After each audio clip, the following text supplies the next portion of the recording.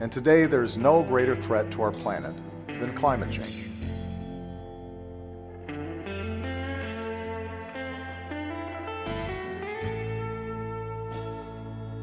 By 2050, 1 out of every 3 Americans will have diabetes.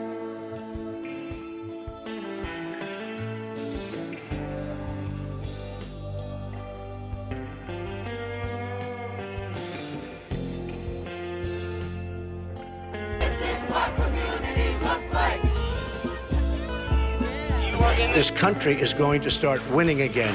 We don't win. Here's the simple truth. Well, another sign of a warming world, scientists issued a dire warning today. You are in the streets, blocking the road. Well, another sign of a warming world, scientists issued a dire warning today.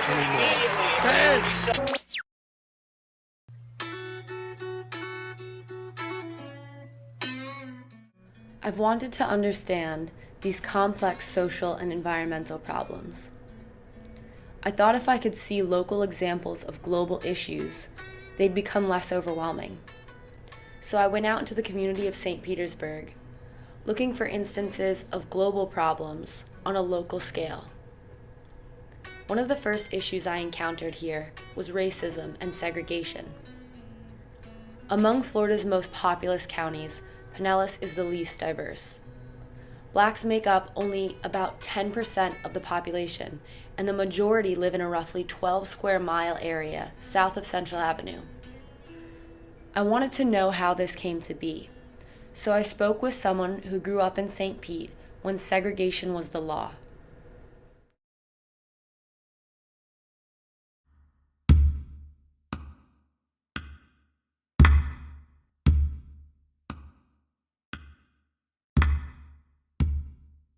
I was living, and I know you won't believe it, but over there where USF is. And we were used to wooden shacks, or wooden buildings. Some people who had never been in them would call them houses just for Negroes.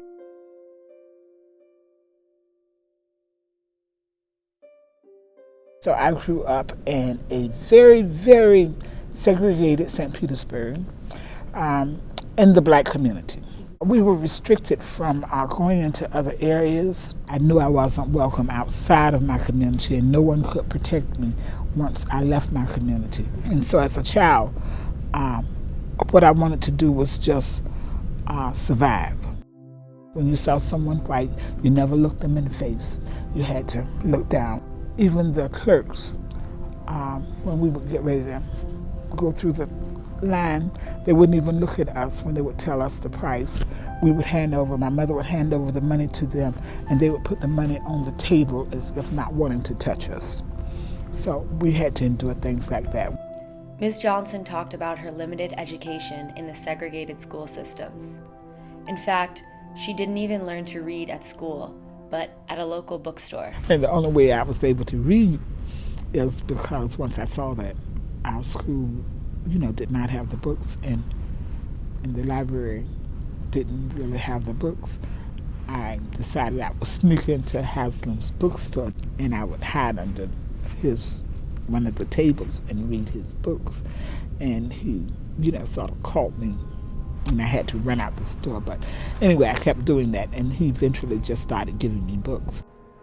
Ms. Johnson attended Howard University in Washington, D.C. in the 1960s. She told me that it was there that she realized just how segregated her hometown was. The people that are in it don't see that they're in it, and you don't know you're actually participating. And it's not their fault, because I felt like I was doing good and doing right, just to allow people to just throw my money back at me with my change, to look down. I said, well, I'm not hurting anybody if I look down. I was actually helping perpetuate that situation. I wondered if similar issues exist in the schools in Pinellas County today. Yes, as a result of that. Because, see, you can survive here, but you can survive under those restraints. In the 1970s, city and county leaders routed Interstate 275 through the heart of St. Petersburg's Black community. Whole blocks were razed and thousands of families were resettled farther south of Central Avenue, where the county's most segregated schools stand today. These may seem like issues of the past, but Pinellas County is still very much struggling with racial segregation today. The Tampa Bay Times recently published an article entitled "Failure Factories." The headline reads, "On December 18, 2007, the Pinellas County School Board abandoned integration. They justified the vote with bold promises. Schools in poor, Black neighborhoods would get more money, more staff, more resources. They delivered none of that. This is the story of how district leaders turned 5 once average schools into failure factories."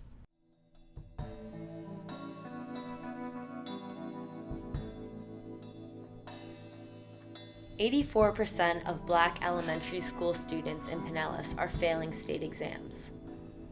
Almost every other county does better. Only 7 of Florida's 67 counties do worse, all poor, rural places. Pinellas was much better off in 2007. These lines show how integrated South County elementary schools used to be." The school board voted to, in 2007, they voted to kind of bus students or put them in their neighborhood schools. And so this is a result of neighborhood schools, having those kids closer to the schools so they can walk to them, no busing to schools way out. The schools in South Pinellas started changing. 5 schools changed the most. They became a little more segregated, and a little more segregated, until they became extreme outliers. Today, Campbell Park, Fairmount Park, Lakewood, Maximo, and Melrose are the most segregated schools in Pinellas. According to the investigation, violence in these schools rose significantly the year after integration was abandoned. These are incident reports from Melrose and Maximo elementary schools.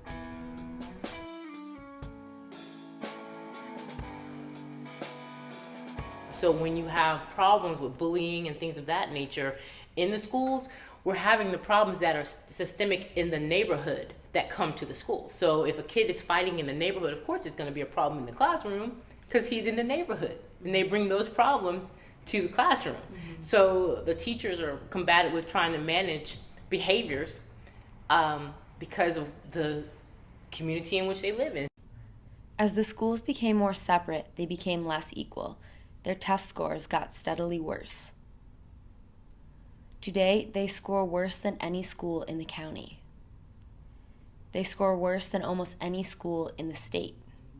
The thing that really should be the eye-opener is that if these children are condensed and confined to an area where they see nothing but people that look like them, what does that speak to as far as our world? That's not real, that's not reality. Mm-hmm. And they should have a system in place where they can play with little girls and boys that are from all walks of life, not all that are in primarily the same social and economic stratus. Melrose is the worst performing school in Florida. In 2014, 160 children there took state exams. 154 failed reading or math. Only 6 passed both.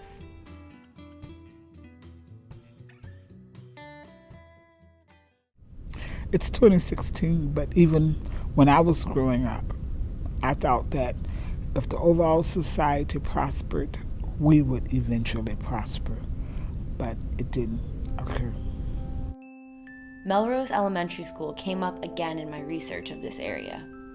I heard it referred to as a local example of what's called environmental racism. This was a term I had never heard before. That's a perfect example. Yes. A local elementary school here, it's been here maybe 50, 60 years in Midtown, and it was built on an old landfill because that's where you put black people and their homes and their activities and their schools. And there are problems with the pollutants coming out of that. So can you imagine going to school? You know, my sister went to Melrose. So are we saying that the kids that went there before are affected, and do they need to be looking for something that would be adversely affecting them, being from exposure while they attended the school there? You know, so that's some things that come into play, the people that work there. That's huge. This new term, environmental racism, really piqued my interest because it connects two huge issues: the environmental crisis and social equality. Environmental racism is nothing new in America. We will not allow one county to become a dump site. Almost always you see poorer communities surrounding areas of lower environmental quality. So there tends to be pollution, there's more likely to be contamination. And that's generally been the case throughout history. That land is cheaper, and so it's easier for poor people to live there, and yet they obviously suffer in health matters because of that. There's a famous study done by Robert Bullard in the 1980s that showed that one of the best indicators of where toxic waste dumps are in the country is not class, is not gender, is not ethnicity, that it's actually race. That if you want to find toxic waste dumps in America, look to black neighborhoods specifically. And that tells you that environmental policy is an issue of social justice, that certain people are bearing a greater burden of environmental hazards throughout the nation, and also that there's a direct connection between environmental policies, such as, for instance, dealing with toxic waste, and health policy in America. And so I think that these are the ways in which environmental issues are connected deeply with social issues. Aside from Melrose Elementary, there have been other instances of environmental racism in St. Petersburg. Most notably, what is now Tropicana Field was once the gas plant district, a black community where residents suffered from cancer, presumably from toxins released from the nearby coal plant. I was more interested, however, in instances of environmental racism occurring right now. I think one of the clearest examples actually is in South St. Petersburg concerning issues of food security. This area is very deficient in good, fresh food availability. There is a food desert. We need to pause here for a moment because this was yet another term I had never heard before. What is a food desert? So a food desert is a geographic area where nutritious food is hard to come by. There's often an abundance of convenience stores and fast food restaurants in these areas. So why are food deserts an example of environmental racism? Because minorities are more likely to live in these areas. In fact, fast food restaurants are disproportionately built in low-income and minority neighborhoods, and are often the closest and cheapest food options available. These neighborhoods also have an increased exposure not only to unhealthy food advertisements, but to other harmful products like liquor and cigarettes. With food, marketing food, well, they're marketing to black people. What are they supposed to like? High carbohydrates, high packaged foods. I'm going to sell them pizza and bread and soft drinks. So I'm going to couch that with maybe family. You girls hungry? I brought churches. Go Mom! Go Mom! You brought home churches! Unequal access to affordable, healthy food or safe places to be physically active contribute to higher rates of obesity and related illnesses in black communities. Sugar-related, diabetes, stroke, heart disease, much, much, much higher level than we do. 1 in 4 African American households are food insecure compared to 1 in 10 Caucasian households. I was beginning to see how issues of food and race are deeply connected. We're here and we're different. We are a little different. Because of our life experiences that we just have to submit to. without knowing that we're submitting it. And we do it thinking that it's not painful. We try to do it in the least painful way, but it's a submission. Remember how segregated this area used to be?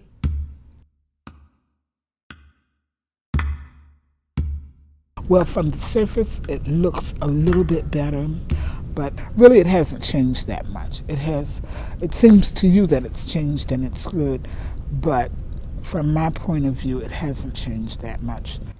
Nowadays in Pinellas County, rather than legally segregated areas, we see minority communities restricted in other ways, like food accessibility. These are some of the food deserts in Pinellas County.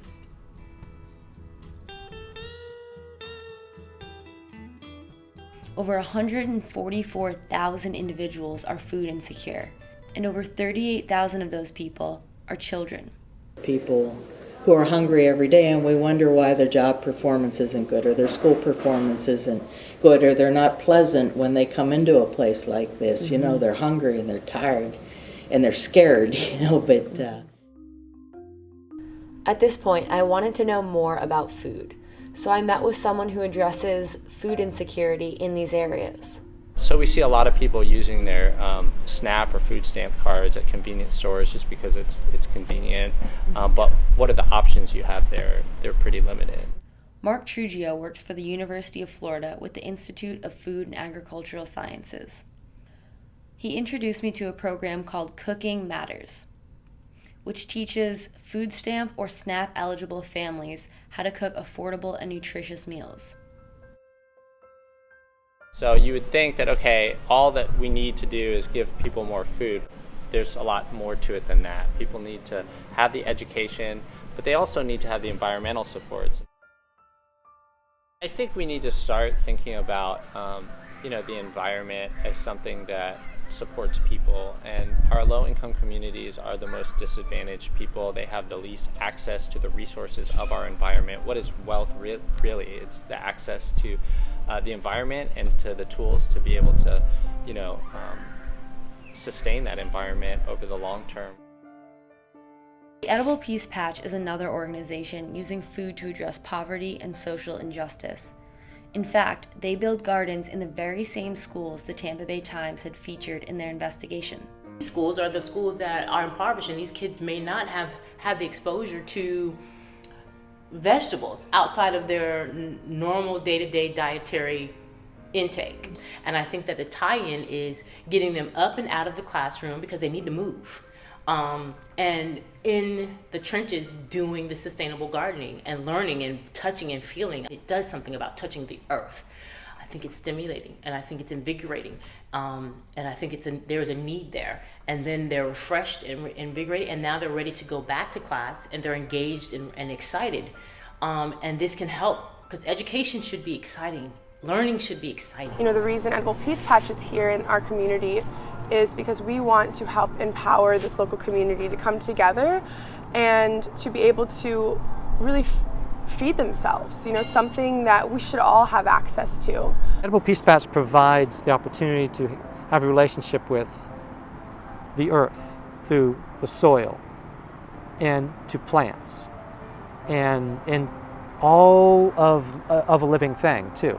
To experience a living thing from seed to plant and watching that transform into an edible product that you can eat. It's amazing. You just see them blossom. You really do. It's an outlet. It's a woosah moment. It's an opportunity to garner them into a place that they will not.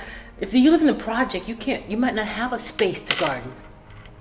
If you don't have a home that you live, or if you're living from squalor to squalor, like some of the parents that a lot of our kids are homeless, living Mosley Hotel on 34th Street.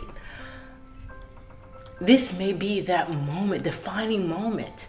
Imagine if we could take, food out of the picture as far as the stresses that come with it and the stresses of making enough income to provide healthy food, or, take the stress of the health-related issues that come with eating poorly. I couldn't help but wonder how a little school garden could help feed an entire school, even an entire classroom. I realized, however, there's so much more to these lessons. They're not solving that particular problem. However, what they are doing is bringing attention and focus to the problem. And what they're really doing is bridging that gap between not only classes, but between races. I do think that there are levels of environmental racism that can be addressed through this program because no one's doing it.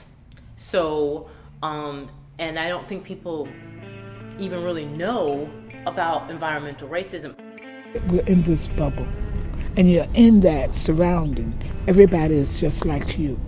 And so you don't think that you're doing anything wrong. It looks right to you because everyone is doing it. What we have is not true democracy grounded in egalitarianism, right? Do we have some rights? Yes. Are some of those equal? Yes. In general, though, are there rights that we don't strive towards? For instance, equal access to education, equal access to basic resources like food and shelter, equal access to healthcare, equal access even to opportunity. Do we have that in general? No. You know, we have to all come together. We need to hold the officials, we have to hold them accountable. And we have to think outside the box because what's been working isn't working anymore. So if this is something that we can get children involved in and excited about, I think that this is the way to go. It's the knowledge. It's the knowledge. Once I looked into food education, I realized that people all over the country are using food to initiate change.